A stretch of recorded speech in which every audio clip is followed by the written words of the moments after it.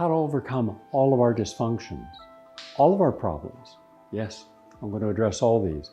I'm going to be taking multiple different issues like the quality of our relationships. Why are so many Americans addicted to so many things? Why do we succeed at some things and fail at others if we give both the same amount of attention and intensity of effort? It all begins by realizing that when we begin a journey, any journey in life or any transition from one part of life to another, we first have to decide what we're going to surrender.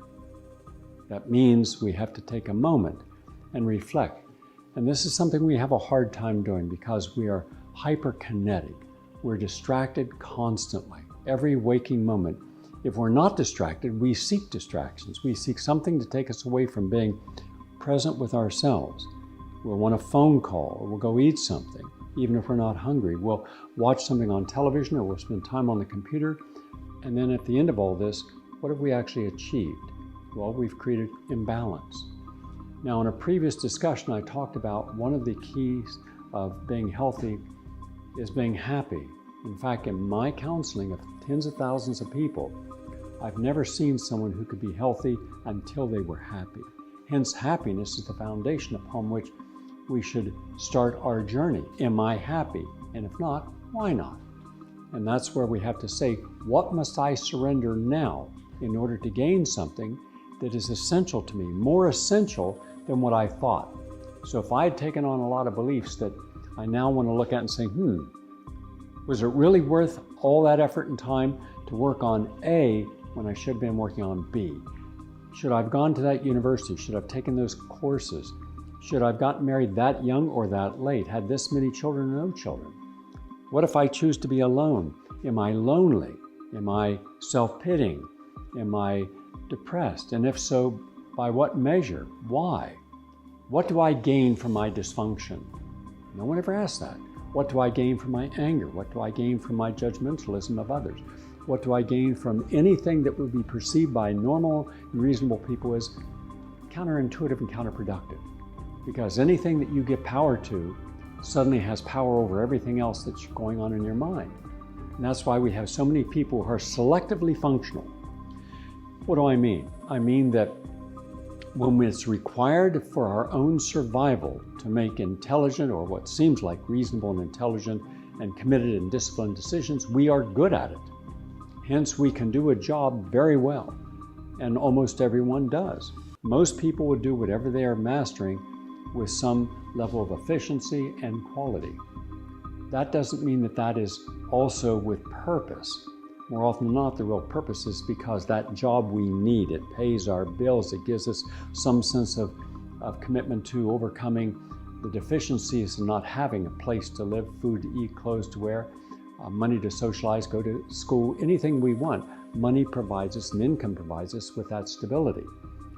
But in the process of not asking, should I surrender the long journey, the longer commitment, the longer discipline, the longer introspection, the longer meditation about where I'm at this section of my life, this crossroads of my life, for the short get, where I'll get someplace now, but is it the right job? Is it the right relationship? Is it the right food you're eating? Are you in the right place? Are you thinking the right thoughts? Are you reading the right books? How are you using your time? Are you a happy person or unhappy? Are you committed to understanding what causes happiness and what causes a lack of contentment with life? These are serious issues. These are deeper issues, and we have a real hard time swimming in the deeper waters of life. We've gotten so used to superficiality that even our philosophers today are not taking it deep enough. We have these people that we think are brilliant, and they're more often than not some form of self-centered, narcissistic, self-empowerment gurus. They're not there to really help people, I don't believe. I believe if people got better, that's good, but they're there for themselves. They're not deep thinkers. Everything's a euphemism. Everything, well, we, let it go, walk on forward. Glib. That doesn't tell anyone anything about what's really going on in their life and how to change it.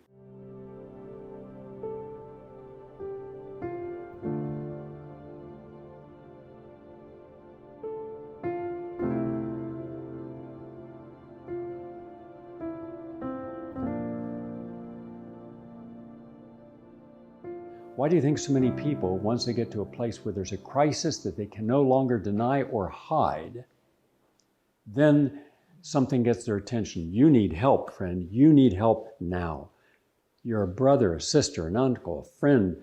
You're someone at work. You're someone that you met in school and stayed in contact with, and now you know that person's got a problem. Maybe it's an addiction problem. Maybe it's a relationship problem. Maybe it's a problem of self. So you try to bring it to their attention. Can I help you? Oh, I'm okay now. I'm going to a meeting where other people are like me there. Is the meeting helping you? Yeah, there's some good things. I mean, we go and we talk about ourselves, and we listen to other people talking about themselves. And what's the outcome? Well, we have to keep going back to the meetings over and over again. Well, then, if you're going because you're suffering from some addiction, alcohol, gambling, work, relationships, over responsibility, you're burned out. What if the meeting and sharing your woe and your pain, what if it becomes just another form of addiction?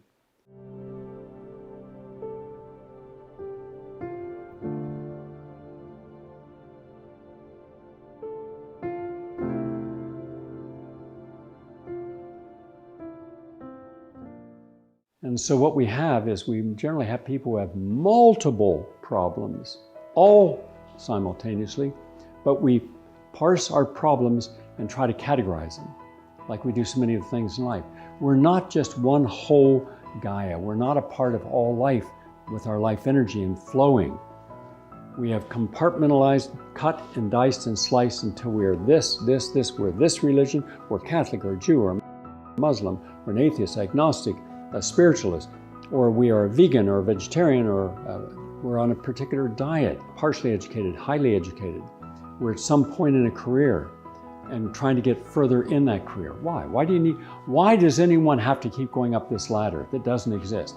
Because we're told there's a reward at the top of the ladder. You've been practicing medicine, dentistry, law, a professor for 20 years. Where are you in this spectrum? Where are you? Well, whatever I make, I spend. And if I don't spend it, people in my life spend it. So are you wanting to do more, to gain more, so you can spend more?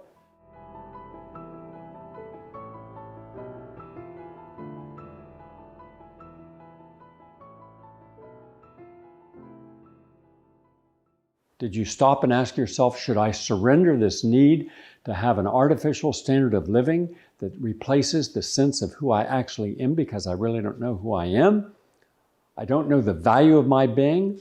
I only know the cost of maintaining some superficiality of self. We don't ask these questions. They're too deep, and they require us to actually stop everything, stop and go to neutral and say, my God, my life's a mess. But who knows your life's a mess? Most people, you'd never know there's a mess, because on the outside, they've mastered functional reality. They function in the real world in ways that are acceptable, and they can have them plausible deniability. I'm okay. How you doing? I'm okay.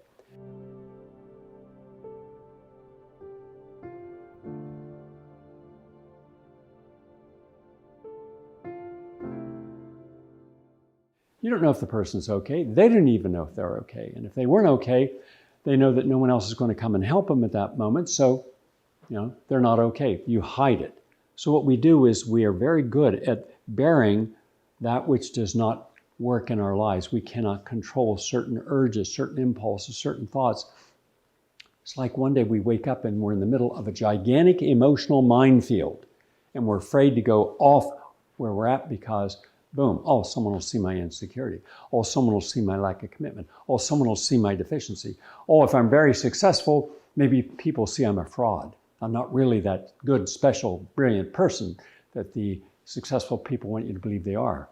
And they are surrounded. Do you ever ask yourself, why do celebrities and not regular people are always afraid to show themselves, present themselves without being scripted, a teleprompter? I mean, my God, if you want to meet some of the dumbest human beings you've ever met in your life, meet successful people, from the President of the United States on down. There's nothing real about them. Every single thing they say has to be scripted. They have to have focus groups that tell them what to say it, how to look presidential. And then we buy that. Oh, did you see they look presidential? You've all heard that, right? Oh, he looks what's that mean? It's a stupid word. It's a stupid concept that has no meaning whatsoever. You're going to vote for someone, the most powerful person on the planet, that could destroy the planet, that could cause wars or peace based upon how they dress or how they look or the pin they wear showing they're an American or the color of their tie, does it match their suit? Have we become that superficial? Then we're the problem.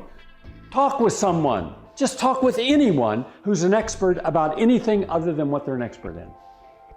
Oh, you're an immunologist? Show me where your vaccines have prevented children from dying of the diseases that you're vaccinating for. I'll show you how they're dying from the vaccines. Are you willing to acknowledge that? Are you willing to accept that? But you're willing to take the responsibility for the success if they don't die and don't get a disease. Was there anything else in the world that could prevent a person getting the flu except the flu vaccine? Yeah. A good diet, sunshine, vitamin D, vitamin C, positive attitude, good night's sleep, de-stressing, happiness. All that builds up your immune system. And therefore, you're less likely if you're exposed to any virus, and we're all exposed to viruses every day. There are hundreds of trillions of viruses in this world, in our immediate environment, in our own body. They're not all destructive, like not all bacteria is bad. In fact, the biome in your gut is made up of bacteria. And if you feed the body the right foods and clean foods, you got healthy bacteria. Feed them toxic foods, hot dogs, hamburgers, french fries, pizzas, the average person's diet, then you end up with bad bacteria. You end up with candida. You end up with all forms of imbalances in your biochemistry. Your body 100 times a second, your body's trying to defend you from yourself. Isn't that amazing? Everything you do wrong, the body immediately tries to counteract that. You eat something that's wrong, it gives you diarrhea. If you're infected by something, it gives you mucus and has you cough it out or create the phlegm that gets it out of the body. These are nature's way of helping protect us from ourselves. In fact, it seems like every day the average American has to have someone protect them from the choices they make. Now, is that being too harsh, too real? Can we handle that truth? We cannot. That's not what we want to hear. We want to hear how everything's possible and we can start over and just do it, just like addiction. I heard some person saying, addiction is because of childhood trauma. Well, it might be in some people. But what happens when you're an adult and you're no longer traumatized by what someone's doing to you? What if no one's doing anything to you? What if people are liking you?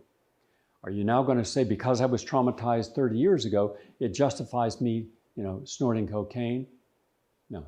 That's how superficial and such lack of depth in our thinking has become.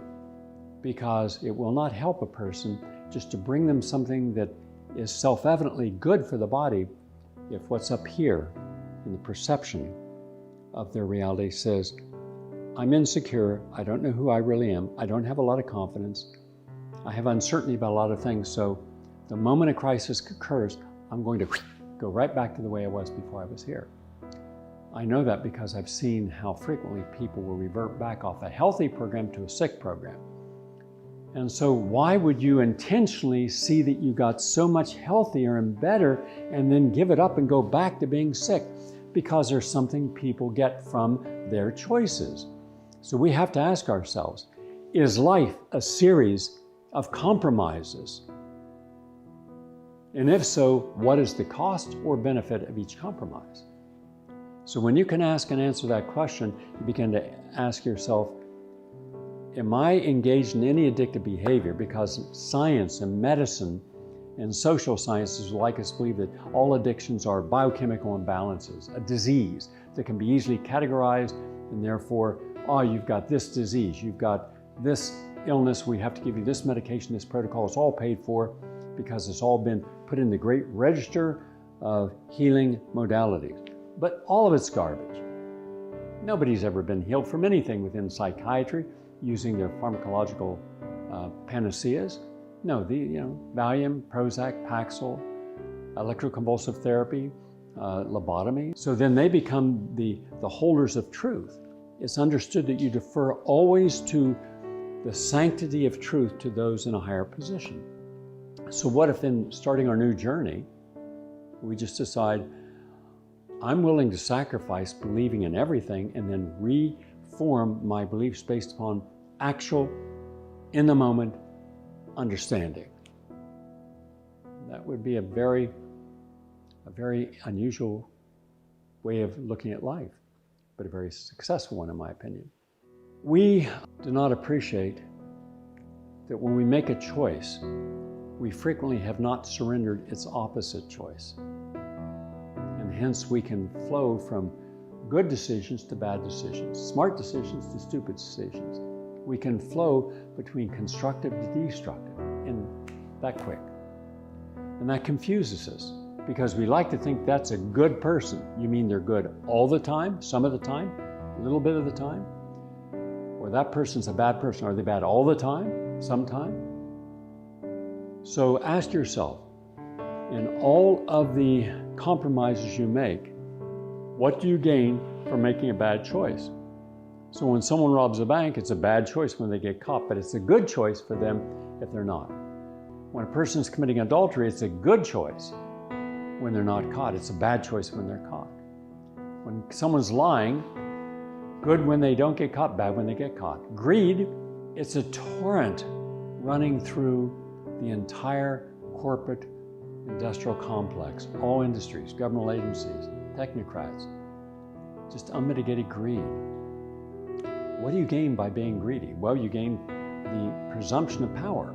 Someone now is going to defer to you. Oh, that guy is rich. Did you see what he owns? And suddenly it's what the wealth provides you with. Access to other people who are wealthy. Now you can have anything you want, but now you have to guard the image. So the image is, well, that's a wealthy person, so you have to act wealthy. You can't just have a lot of wealth and no one know it. If you have a lot of wealth and stayed in the same home, same street, same city that you grew up in, how would anyone know that you're wealthy or famous or you have power? So we have this infantile behavior syndrome in the United States where grown adults have to act out as if they're more significant than other grown adults, because that's how we select those that we want to lead us. Oh, that person is a born leader because they're decisive. Go in and do this and this.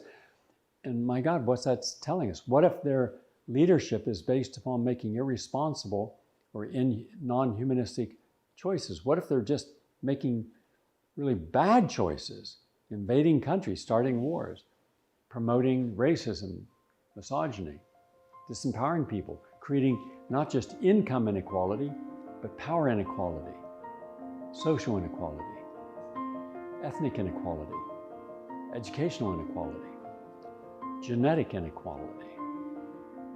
Because once a person has that power and they're not mature, then they know not the value of power in a positive position, but they do know the power that they're given can allow them to exceed anyone else's authority to stop them.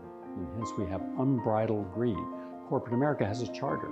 Every corporation in America is allowed to operate with a charter that allows them to be treated as if they do something wrong, they can pay a fine. That's the cost of doing business, but nobody goes to jail, no reputation is destroyed, and they can move forward. You're going to have somewhere around 35 million Americans unemployed, because you have to include all the people who before this couldn't find work or had to work part-time, 2 or 3 jobs. And people just gave up, stopped looking for jobs. They're not even included in these figures. So that means that a lot of people don't have the money to live. They don't have the money to pay bills. And yet all the bill collectors are going after them. There's been no forgiveness for people who can't pay their bills. So now people who are at home in quarantine will now not be able to pay their rent and hence can be thrown out, won't be able to pay their mortgage, lose their house, won't be able to buy for food. So what are we supposed to do with someone, millions of someone who can't buy food? Now you think that would be a priority. It's not. For rich people, greedy people, people who have isolated themselves by stating, I can live here, you can't. I can have everything I want and you can't. And so that means that that person has to ask themselves, what did I compromise to get this wealthy? What did I compromise to care so little and have no empathy for others who have so little? What did I compromise? What is the value of my position now versus if I were more humane? They don't have to ask that question because no one's going to ask it of them. Because once you start aligning yourself with compromising integrity, ethics, and honor for comforts, you've taken the short choice, not looking at the long-term consequence, because there's a short-term and a long-term consequence to every choice you make. Lie today, get away with it. Tomorrow, you may be held accountable for it. So I would be embarrassed to be in someone's estate when they, billionaires, would not think about what could we do to get food for people who need it. I think that would be a reasonable thing to do, would you? Share what you have. Doesn't take away what you have, but you're giving to other people. They don't think that way. That's not how the rich think in the United States. Hemingway said, as did F. Scott Fitzgerald, the rich are different. Yeah, they are, not from you and I. From their authentic self, they're different. They've separated themselves. They're uncomfortable. They want to be in denial of who they were before they became famous. I've counseled a lot of very famous celebrities. And there were two groups of celebrities that I counseled.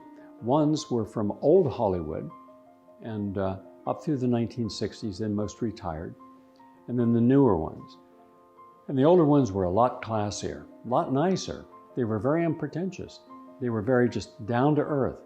Yes, they had power, but it was amazing to hear how they used it. All of them were helping different groups. All of them were sponsoring artists and people, and they never lost that sense of empathy for others and joy in helping others. They were passing on their gifts. Today, you don't see that. And they talked about what it was like, when they didn't have things, and the comparison to when they do. They just have different senses of responsibility. But they never lost track of who they were. They didn't make that compromise. I have to be a different person for the public or for the society I'm in, or they'll reject me. They didn't care. A lot of them were very cutting-edge feminists. And it was wonderful for me, a young guy from West Virginia that had never seen any of these kind of people, to be with them, and that I could never meet these kind of people. I wouldn't even know who they were in real life. And yet there I was learning about life, and these people were happy. And the key to that was happiness allows a fertile soil to grow everything from. So that's where you start. Well, how are you going to be happy if you're in the wrong relationship? Because now the focus of your life is like a person that has cancer or heart disease or diabetes. Every day you wake up and you're carrying this monster disease in your psyche that takes up all of your energy. It absorbs everything in the room. So you have to make something else more important than your disease or its process. You have to make your life and what you still have to live for.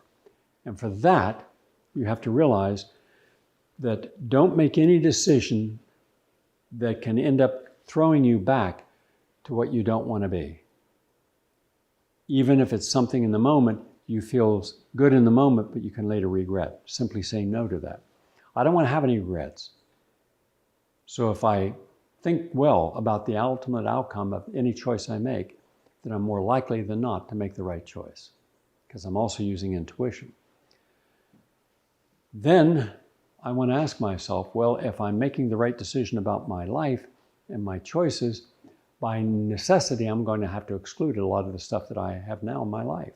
So then you have to make a list of things you no longer want in your life and just check them off. Don't need that now, even if it was something that benefited you or you wanted previously in your life. You have to be willing to surrender stuff. You just can't keep accumulating everything in your life.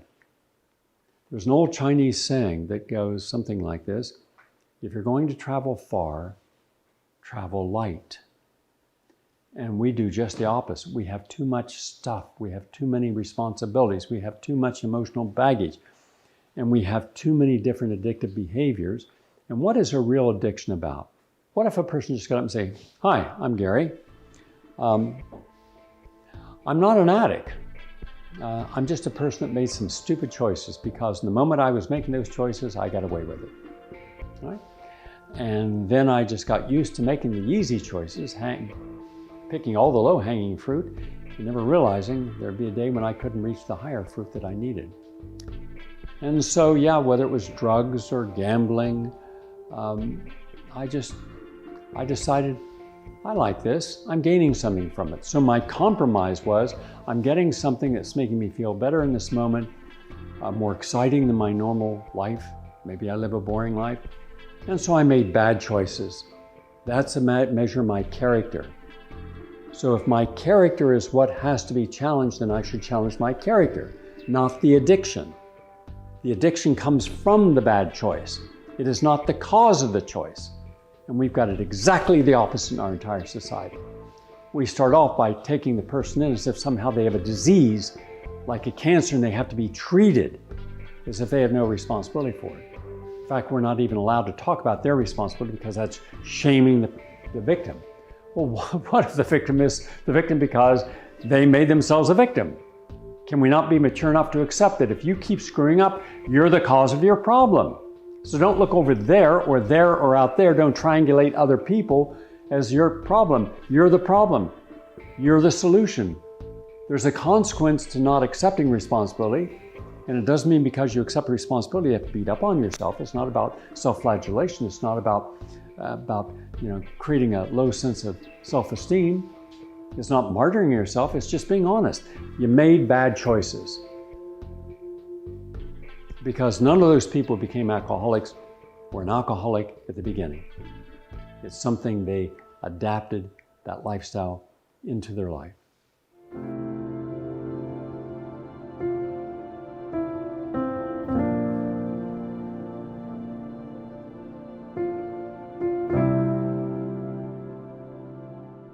But we'd like to believe it's not our responsibility. Well, if it's not your responsibility, whose is it?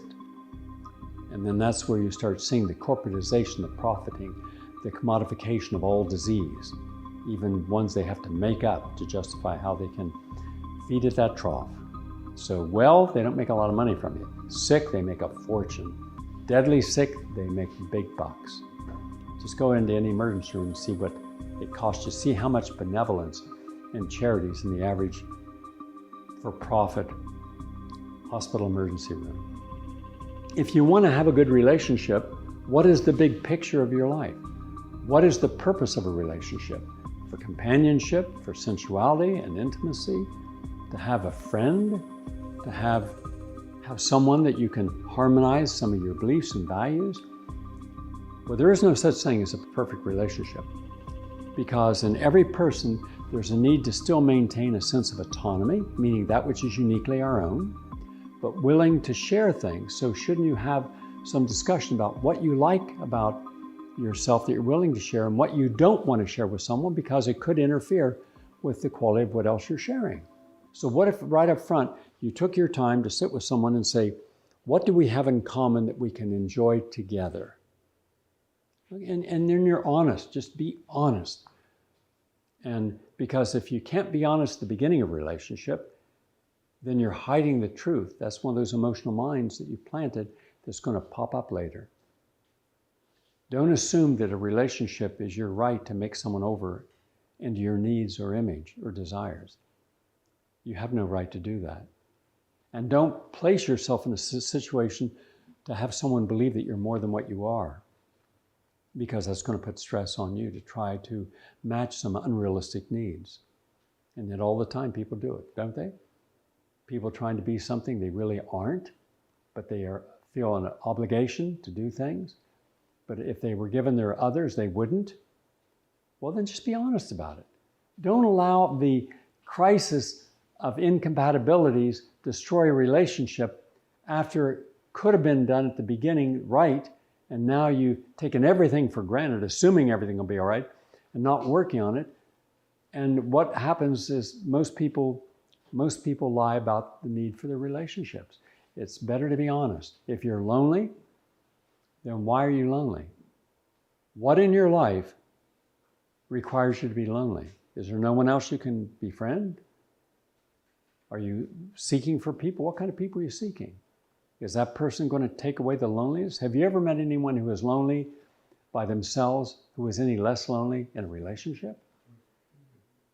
Doesn't happen, does it? That loneliness within the self is there for a reason. Shouldn't you work on your insecurities, your incompleteness, your compromised self before you go into a relationship and get the help you need? And then when you have more confidence and comfort with yourself because you're no longer as limited as you once felt, no longer as insecure, then you have a lot more strengths and beautiful things to share in a relationship. And now you're harmonizing. And harmonizing, the majority of the time, makes it great. But unfortunately, we almost always go into relationships for the wrong reasons. And people are in their best behavior, showing us the best side of themselves to get us in. That's the bait. And then we're like a fish. We took the bait. And so if you see you've made a mistake, just let it go. Apologize and say, it's not you, it's me. I'm taking responsibility, but this isn't a relationship I can be in. It's about asking what was there that you didn't see or chose not to see. And how many times there have been red flags in your life and you chose not to pay attention to them?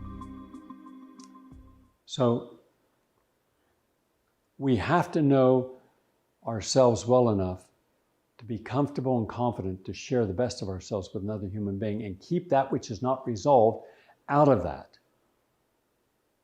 There are no perfect people, and we shouldn't expect perfection. And sometimes we think because someone looks really good or someone's intelligent or successful at what they do, that somehow that's the whole person.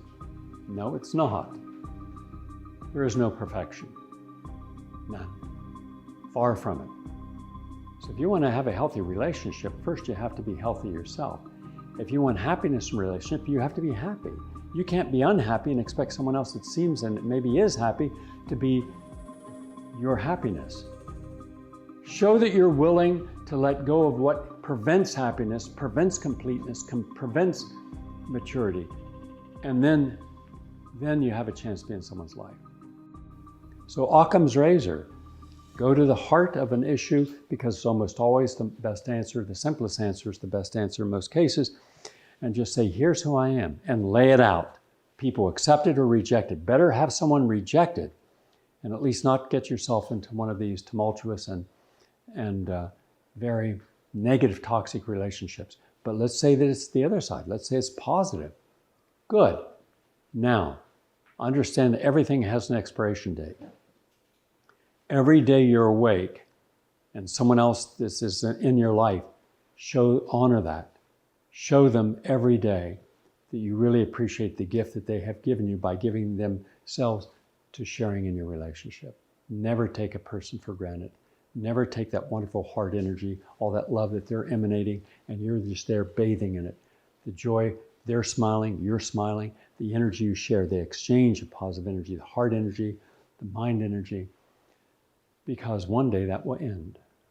At what point in your life do you have the courage to challenge false assumptions?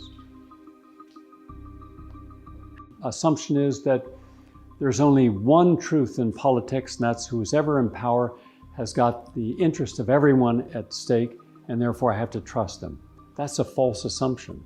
All you have to do is deconstruct all of the identity politics, all of the hatred they have for you if you're the opposite party supporter.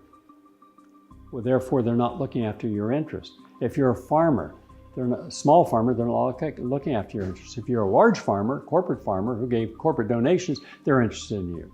You're the one who's going to get bailed out, not the small farmer. If you're a small business person in New York, the landlords own all of real estate in New York. They rule because they've given money to the city council members and the state legislatures. So now little business people are going broke.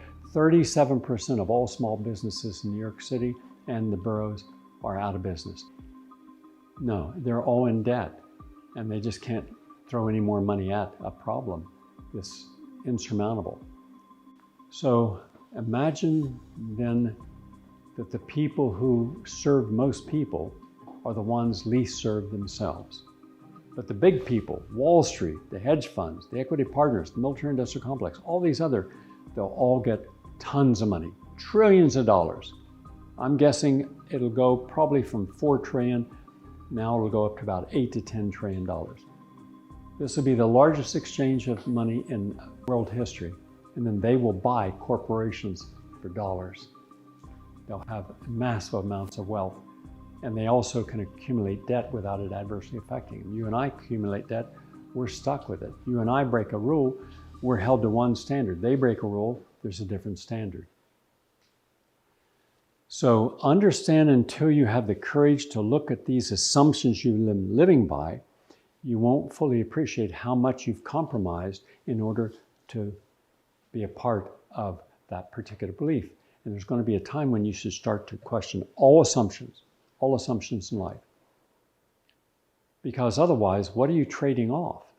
You're trading off happiness without needing a standard of living and having a quality of life, for having only a standard of living and no quality of life. Therefore, you're chasing happiness. If only I got further up on that ladder, if only I got more power, if only I got a bigger contract, if only I had something more than what I have now, I would have happiness. It never works. We're always trying to buy happiness or chase happiness.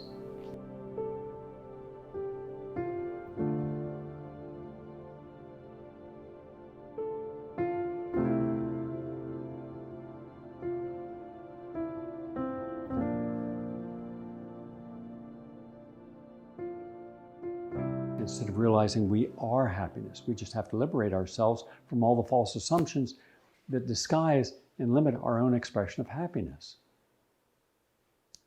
So a happy relationship, a happy person within a happy relationship is a person who's going to live a longer life. They're going to have more meaning to the life because they're grounded. There's a center. There's a grounding that allows them to make better choices, and they think through their choices. What is the ultimate outcome?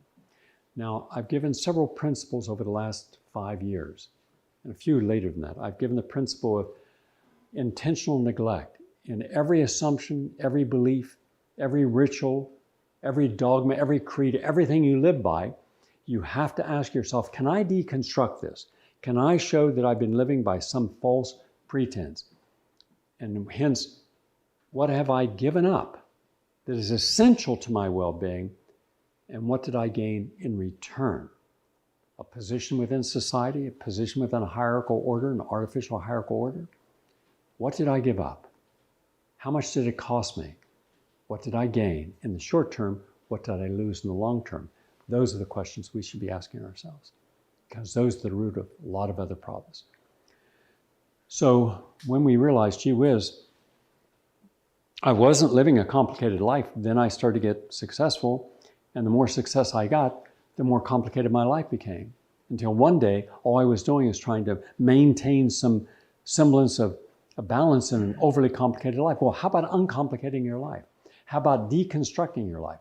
How about realizing how much of what you've gained you should surrender? Remember what I said at the beginning? Before you start a journey, make a list of what you're willing to surrender. And all notions of living a non-authentic life should be surrendered. Rituals that you no longer believe in, surrender. False relationships, surrender.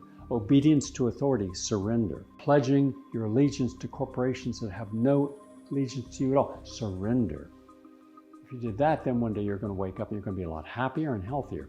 Then you won't need to act out through addictive behavior, because once you get into that addictive behavior, it seems easy at the beginning. Everyone I've ever counseled, thousands of people called addicts, who are now tied into their drugs, tied into their alcohol, tied into their gambling, tied into their risk-taking, tied into being obsessively responsible for other people. Well, one day, they no longer have control over their addiction. They are living what we now would consider, in the stereotypical sense, a purely addictive existence. They wake up in the morning and the whole thing on their mind is comfort coming from that addictive behavior. But it didn't start that way. You take a person that's happy, you take a person that's living in balance, you're taking a person who's thinking through things by intentionally looking for the truth. Intentional awareness equals intentional enlightenment. That allows you intentionally positive choices. Intentional neglect, on the other hand, leads you to intentional ignorance of the facts, which leads you to intentional negative outcome. The best example of that would be that not one of the people that I interview who now are living with a vaccine-injured person themselves or their children more often than not one was anti-vaccine. It was only after the fact. That it's like a person that won't stop eating the hamburgers and drinking the alcohol until they have their heart attack, or smoking cigarettes. They won't stop till they have their lung cancer or emphysema. And so by the time that happens, then our whole life is adversely affected. And now it's controlled by the circumstances, the unintentional consequence of intentional ignorance. But think of all the people who haven't had a vaccine injury in their family.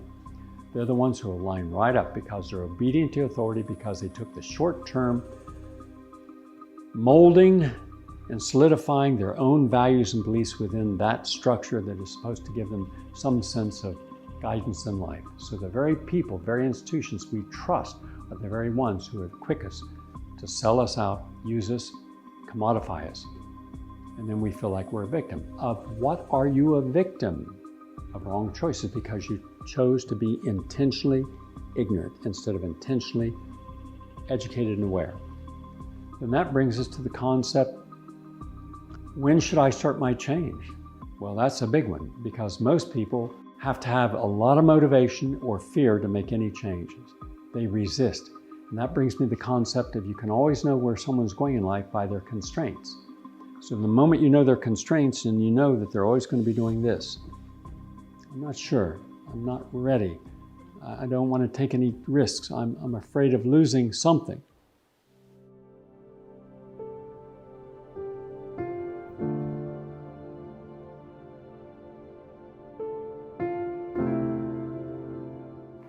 And as a result, they don't change. They'll do little itty bitty things, but they won't change.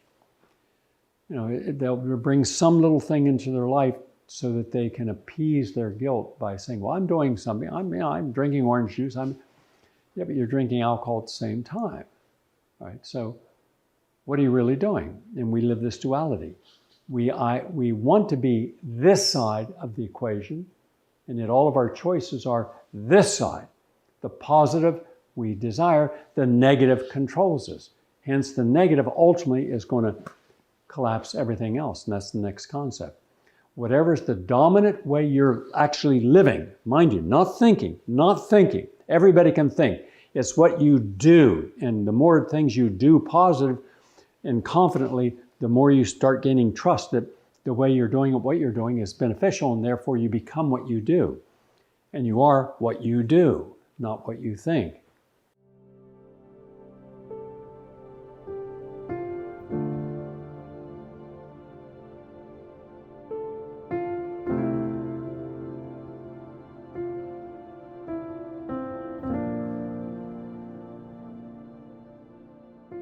What's holding you back? What are you afraid of gaining? A sense of complete authenticity, because you would then have to deconstruct virtually almost everything in your life and re-examine its value. And a lot of the things you had one time valued and thought was so important, you will now see were just illusionary. And you believed it. Think of all the GIs who were damaged, tens of thousands, legs blown off, people coming back in body bags. How many of them realized too late they were fighting a rich man's war? Had nothing to do with peace or protecting America. Had to do with profiteering, oil, minerals, geopolitics, regime changes. That's the only reason we have wars. But those people believed in the wrong things, and there's a consequence to the wrong beliefs. They never stopped and deconstructed the value of that belief. And so we're questioning everything. We're deconstructing everything to see what is of substance and what is not, what is real and what is false. live by illusion, then you become an illusion. And you forget who you really are, and forget that you're no better than anyone else. You shouldn't act as if somehow you're unique in anything other than the talent you project. And mind you, almost all that is written and directed, lit and staged by other people, all creating the illusion of what is real when it's not. We have to live real lives. There's a real consequence. Everything in our lives, is what it is, and we've all experienced that. And this is how life is, but we can't handle life the way it is, so we have to make it seem like some people have it better and some people worse. All the reality shows, do you ever notice how vulgar they are, how demeaning they are, how sarcastic and bitter and competitive? That's not the way most people live. Most people are relatively decent human beings. They just want to get along. They're not out there screaming and yelling. Those are staged. And unfortunately, what happens when you don't realize how much of life is staged, how much is just false? So when you get down to what is really necessary, go right to what you need to be, what you need to think. Go to the place in your life where you find out what the real meaning of your life is and how you can now act upon it. If I know what my meaning should be, I should have the confidence and courage to develop the tools to make that happen. And yes, there will be crisis. Yes, there will be things that don't work. Yes, there'll be things that I think, my God, why am I doing this? That's all part of the new learning curve. You're at the bottom of something new. You're writing a new story. The new story is going to have a completely different writing than the previous one, because in the previous one, you wrote the story about your life based upon having people pay attention to you. So you either exaggerated stuff or you self-deprecated yourself. You either became a victim so other people could identify you who are also victims and therefore suffer together, or you exaggerated the relevance of what you've done. You live life by hyperboles. Or you didn't want to do any of that, in which case you stayed in that middle zone. And the middle zone doesn't get any attention. Only that which exaggerates itself gets attention. The very wealthy get attention, the poor, none. No, long before we had drug addicts and people defecating on the streets of Los Angeles and San Francisco, we had poor. We chose not to deal with it. Long before we had charter schools, we had the deterioration of the value of the curriculum with too much administrators and gagging the teachers from being able to teach the way they authentically knew and historically had created classrooms of critical thinkers. Long before we had utterly corrupt politicians at every level, we had men and women who wanted to change society to make it a better place for everyone. We saw what we needed in Ralph Nader, who made that happen. Today, we've deconstructed everything that we once valued. Everything from morals and manners and etiquette to critical thinking and learning to sharing and community awareness and service. Now community service is what a person gets when they get out of prison or keep from going to prison. It says something that all of us should be actively engaged in with pride, something you do for your community. Now we have people don't want to be in a relationship because they've seen decades of destroyed relationships and the fallout, which is toxic. It's like radiation, emotional radiation from these relationships. The acrimony, the insensitivity, the expulsion of all that they kept secret and sacred within that relationship is now vomited out into the public arena to show this is what I had to deal with. Well, why didn't you stop it? Why did you get into it? What responsibility do you have for having been there? But that's not something we look at. Remember, your conditioning will distort all reality. Your need to have your ego, silent ego inward, or a strong external alpha ego in male and female, it distorts all reality. And therefore you're not listening to what's being said, you're not understanding what's being said, and you're not changing because of what is said. That can help you. Because you're guarding and defending what you have achieved, whatever it is. All of our life then becomes, the more we accumulate, the more we stay stationary because we're afraid of losing what we have, and therefore we protect it. And then one day you wake up and think, my God, I'm afraid to look back. I'm afraid to learn any lessons from my past. The only lessons I've carried forward are my pain. Well, that's exactly the one lesson you should surrender. Your pain. The pain of indifference, the pain of lack of discipline, the pain of understanding, and instead say, I have to look back to see what I don't want to take forward with me. I want to start a new chapter, and I don't want to make compromises in the short term that I'll regret in the long term.